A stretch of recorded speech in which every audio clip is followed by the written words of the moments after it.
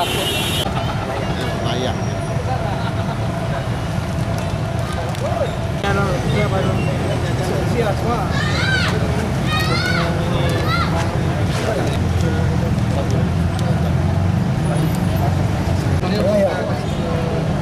Sakit, dan untuk barang bukti yang katimbang sabuk sudah kita temukan.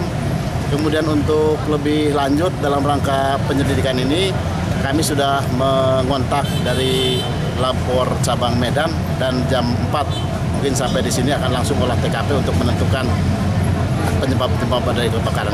Karena kita hanya tindakan pertama aja yang kita lakukan ya untuk mencari korban-korban yang diberikan dari dalam. Namun memang kenyataannya hanya satu orang aja yang kita temukan. Dari pemeriksaan saksi-saksi bagaimana, Pak?